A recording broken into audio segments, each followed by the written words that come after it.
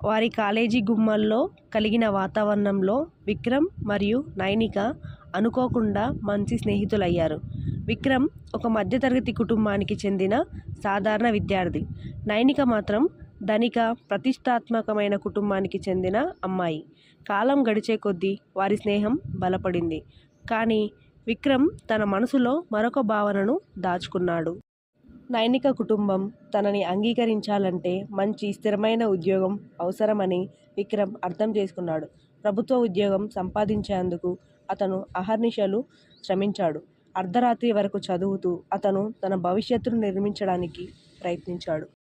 అంతటి కృషి చేసినప్పటికీ విక్రమ్ పరీక్షల్లో విఫలమయ్యాడు. అతడి మనసు విచారంతో నిండిపోయింది. తన ప్రేమను ఎప్పటికీ దాచలేనని భావించిన అతను చివరికి నైనికకు కాల్ చేసి తన మనసును చెప్పాడు. విక్రమ్, నువ్వు నిజంగా సీరియస్గా ఉన్నావా? ముందుగా చెప్పలేవా అని నైనిక ఆశ్చర్యంగా అడిగింది. ఆమె అసహనంగా కాల్ కట్ చేసింది. విక్రమ్ హృదయం పగిలిపోయింది. తనను ఆమె ఎప్పటికీ వదిలేసిందనుకున్నాడు.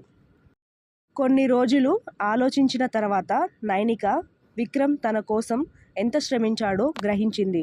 తండ్రి వద్దకు వెళ్ళి, నాన్న, విక్రమ్ నన్ను నిజంగా ప్రేమిస్తున్నాడు. అతను నన్ను పొందడానికి ఎంతో కష్టపడ్డాడు. అతనికి ఒక అవకాశం ఇవ్వండి అని వేడుకుంది. విక్రమ్కు స్థాయి లేదు, డబ్బు లేదు. నువ్వు అతన్ని ఎలా పెళ్లి చేసుకుంటావు అని నైనిక తండ్రి గర్జించాడు. చివరకు ఒకటి చేస్తే నేను ఒప్పుకుంటాను. అతను మళ్ళీ ప్రయత్నించి ప్రభుత్వ ఉద్యోగం సంపాదించాలి అని తేల్చి చెప్పాడు. నైనిక మాటలు విన్నాక విక్రమ్ హృదయం మళ్ళీ ఆశతో నిండిపోయింది. తన ప్రేమ కోసం మరింత కష్టపడాలని అతను నిర్ణయించుకున్నాడు. 2 ఏళ్ల కఠోర శ్రమ అనంతరం విక్రమ్ చివరికి ఉద్యోగం సంపాదించాడు. నైనిక తండ్రి హామీని నిలబెట్టుకున్నాడు. విక్రమ్ మరియు నైనిక వివాహం అద్భుతంగా జరిగింది. ప్రేమ, పట్టుదల, కృషి ఎంతటి అడ్డంకులనైనా దాటగలవని నిరూపించింది.